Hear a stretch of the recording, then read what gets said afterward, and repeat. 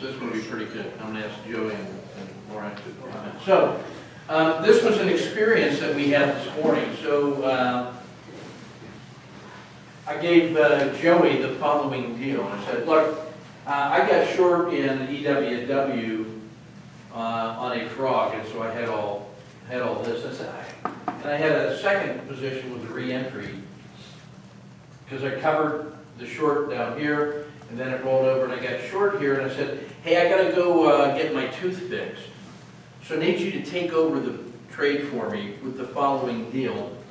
I got short at this red line at the red dot. My execution risk is the top of the yellow box.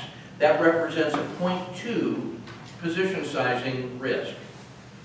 And I said, now, if you exit north of that box, you owe me $5. I just don't want to lose any money. I mean, I don't want it to go north of that yellow box. So if you do, you owe me $5 because you didn't do what I told you. But if you make anything south of that yellow box, you get to keep half those profits up to $500 for a coupon for services or subscriptions for the tortoise in the future. So there's some skin in the game. And if you exit anywhere in the yellow box, you don't earn anything, but you don't lose anything. Thanks for playing. And at the moment, it was a little bit into the money and kind of just stalling, so it could do anything. Who knows? But he's already got a micro winning position already, so that would have been worth about a $20 coupon. So I'll just exit now and give me my $20 coupon. That's fair. I would be disappointed, but yeah, there it is. So he took that deal and off he went. And so a little bit later,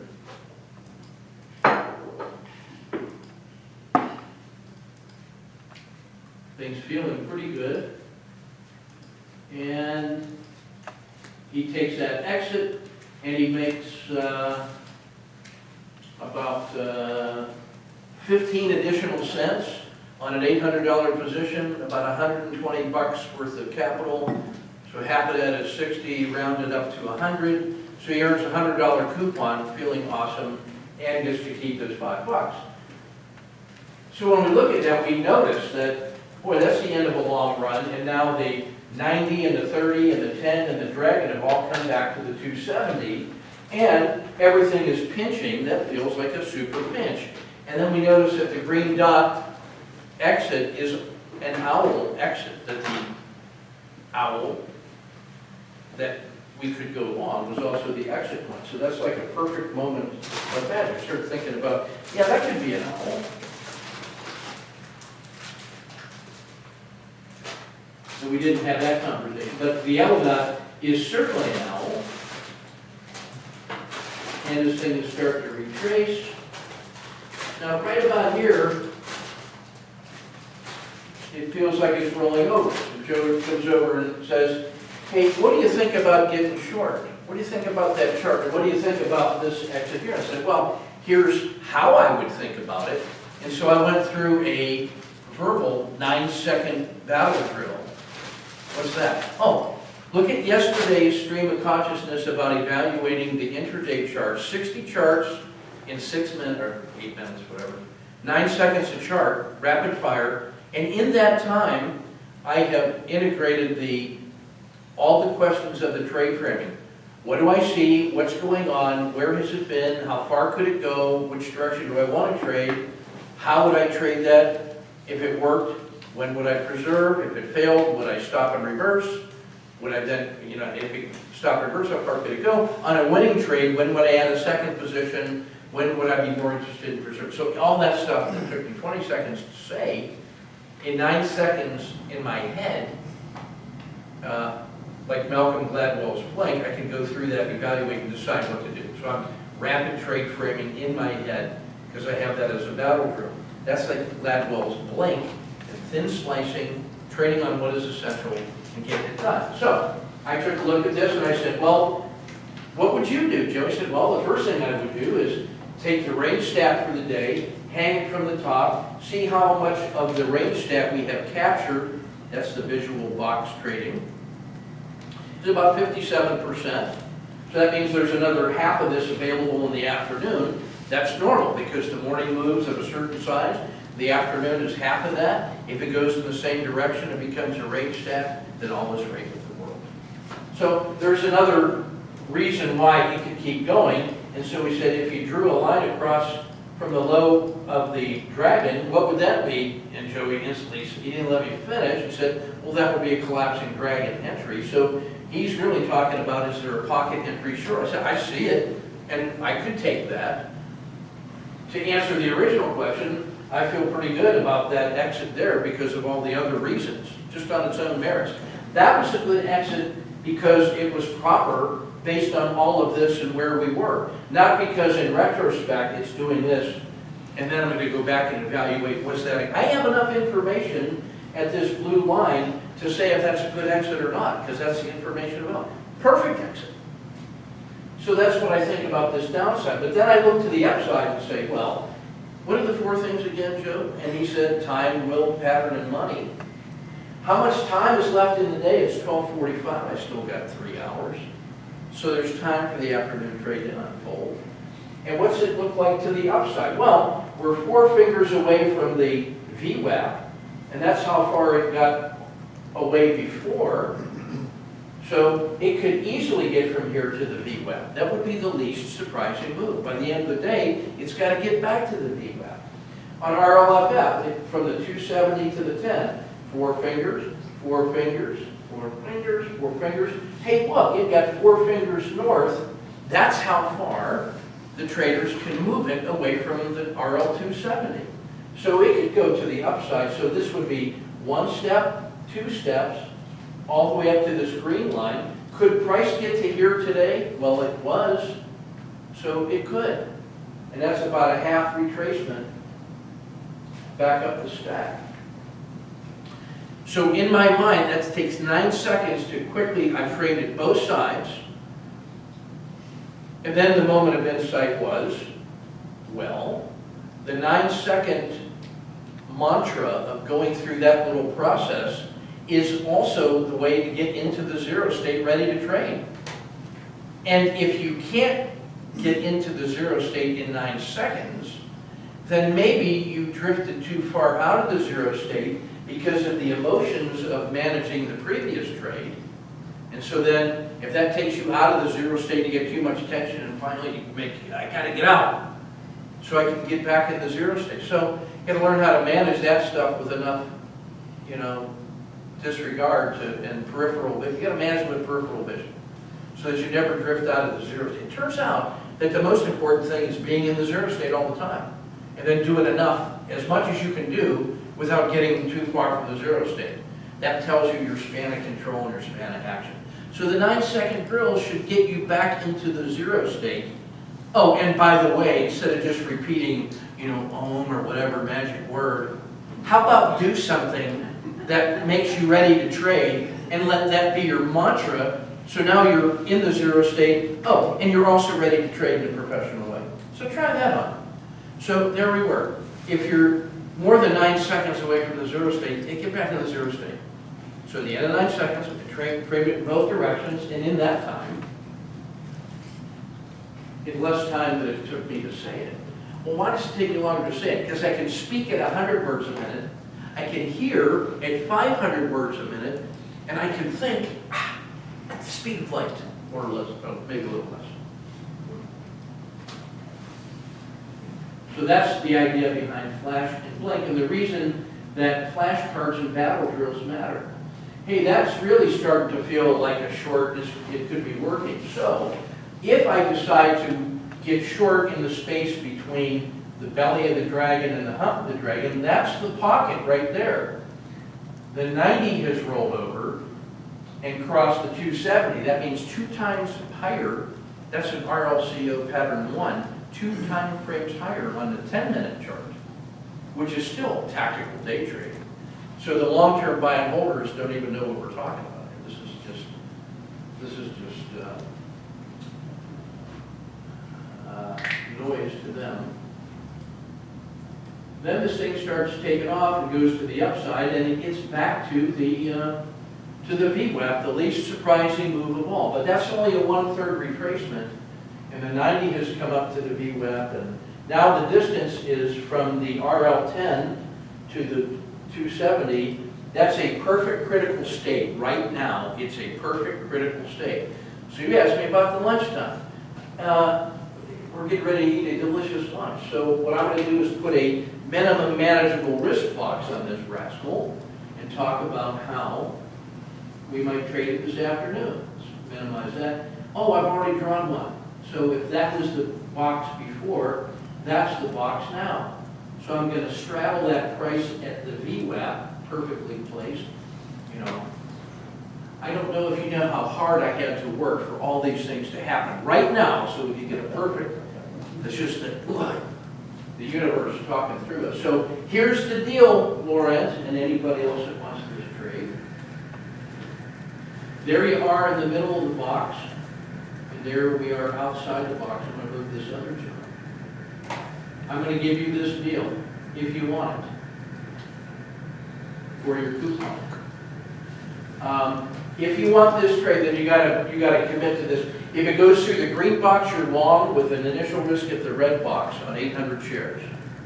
If you get long but you exit on the other side of the yellow, you owe me $5. How big is the box? Hmm? How big is the box? 10 cents. And if you get short, and that's your risk box, and if you take more than a risk box loss, you owe me $5. But if you make money on that, you left the box and you exited on that side before it got back into the box, you get to keep the dollars, half the dollars, as a coupon, but not to exceed $500 for the day. I'm giving you $500, up to $500 for the day, to pay against future subscriptions and whatnot.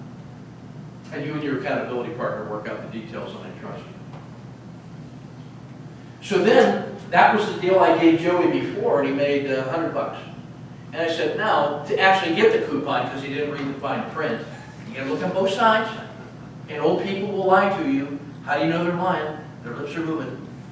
On the back of it, I said, now, Joey, to get the ticket, what you gotta do, in order to round it up from 60 to 100, because I'm not gonna go back on my word, I said, you gotta do a short essay that says, compare your mindset when you were trading with skin in the game on a low risk, no lose idea. All you had to do was not panic.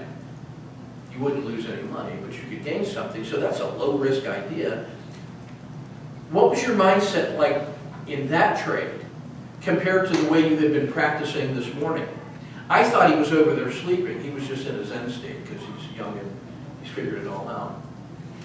And I asked the super trader to do the same thing. So we're going to hear both of those guys say what it was like to trade with skin in the game and what was different about that versus how you were practicing. We're going to discover, I think, that if there was no difference, then you're practicing properly. And then all we got to do is, well, we're going to listen to him. Joe, kind of tell us what you wrote down. Read that. Yeah, come on up here and read that. There's a lot of Michigan in this kid.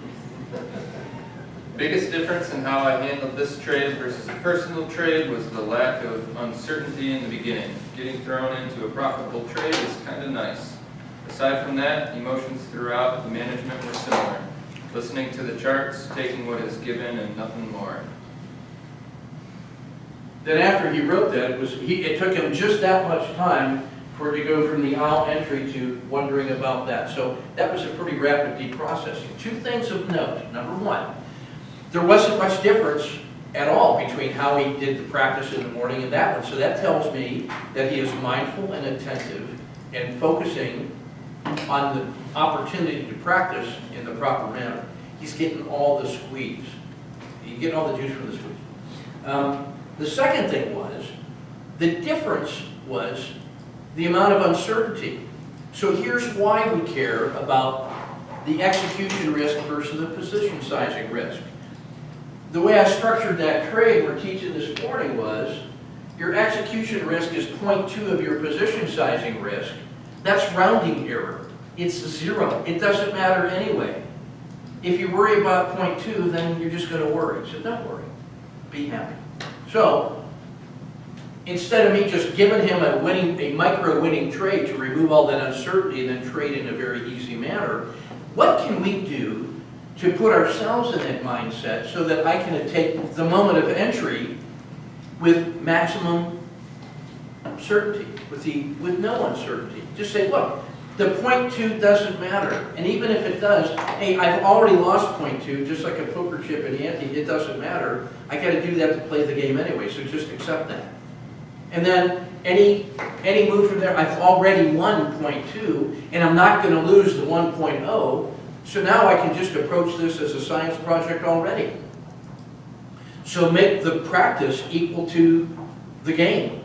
Like Musashi says, in your life-threatening battle to the death, it should be no different than the way you practice. Unhurried, calm breath, not tense and adrenaline, all that, but if you're practicing properly, this is just like any other day at work. And within 7 breaths, I can do whatever must be done. So the 9-second mantra gets you into the 0 state, you're prepared to trade and ready to trade, and then you trade. And then when you're done, and then during that whole trade, you're always in the 0 state and doing your thing. When it's over, you move to the next thing. Accountants will take care of the numbers, and as long as you're attending to detail, you're going to be fine. That's the psychological shift we got to make from the entry in the moment of maximum. Now, if I believe that this is the one, and I got to make this right, and I got to be on my A game, you're making it really hard. Just say, no, it's just got to be good enough, and I do what I'm supposed to do, and I trust the rules. And if the rules don't work over a long time, then the rules are bad, not me. And Long is an idiot. I'm an idiot, so don't worry about that. It's not you, you just executed the rules properly. So you should have certainty that you were in the 0 state and the time, will, pattern, and money were proper and nothing else, and keep it simple. 9 seconds to assess, see both directions in the context of the day, how much is left, concentrate on the arc captured, you're protected by the execution risk is only 0.2, position sizing risk is 5 times that, and then all you got to deal with is the execution capture. And as soon as you can get to no lose plus dinner for 2, you're making money. So Laurent did the same thing on the other side, and tell us what it was like with your moment of Zen. Right. Well, this time that was on US steel, and when I realized that when having skin in the game, I was really more focused on the trades and just trying to stick on the rules that we had been taught the same morning when the trade is leaving the execution box, then just rely on PCR. And that's what I did. So it really relieved the emotional part of the trade. And another interesting thing is that I didn't have to spend time entering the trade because the trade, I was already entering the trade. So when I realized that as soon as you forget about the loss, you could take. And as soon as you don't have to spend some energy entering in the trade, that frees your mind. So it makes things easier to just manage the trade. And what I realized is that it's not so important to make the right entry. The most important thing is really to manage the trade according to a system of rules. Yeah. So now the point of, we'll look at the U.S. Steel. Thank you, sir. So U.S. Steel has been amazing all the time. So this was the trade that we had. I put him into this trade here. I said, now, if you want the deal, if it goes north, you're long, or south, you're short. And don't take more than the execution box risk of a loss. If you do, you owe me $5. He took that deal.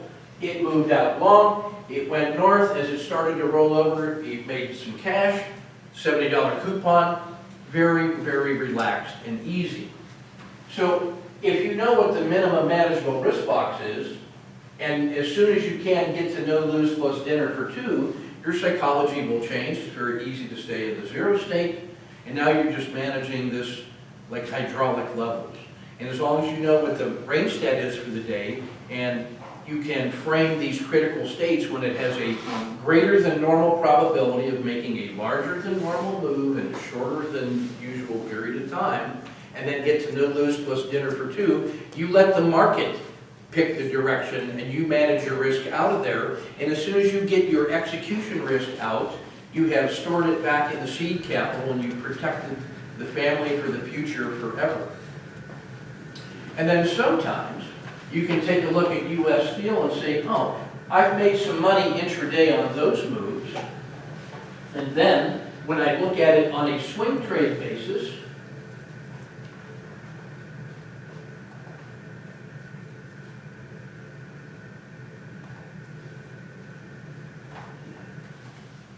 if I zoomed in further, U.S. Steel has gone from 35 to 10, a 70% decline, and we have one leg up, it's finding support. It is just starting a nice swing trade move to go from 16 to 24 on its way back to 35. So over the next, 10, 15, 20 days, could it move this far? Yes, it already has. 3 times it's moved that far in 10 or 15 days. And this is U.S. Steel. And nobody's talking about U.S. Steel in the headlines and all that. This is just the business cycle and big money and XLB and XLI, the industrials and base materials, and we're attending to detail. And it may be that intraday we can make some money, and it says we are in a favorable moment in the swing trade, so let's keep a piece overnight, use the day trading money to fund the overnight risk for the swing trade, and if this thing actually goes far enough up, we can keep working the day trade piece in tandem. We might earn enough markets money to pay for the entire position, and then you can move that into the long term with an entire position paid for by markets money, and you have zero stress on that. Because if you lost it all, you didn't have it anyway. It was the market's money, and that is a free position in terms of risk to you and the core capital. So you can start managing between these buckets in a managed way and managing your risk. So time, will, pattern, and money. The 9-second state to get your 0 state game face on, so that while getting ready to trade, you are framing the trade that you can act into the trade. Don't let your emotions manage you, you just manage the emotions with a disinterested professionalism. And that's what I want to say about that.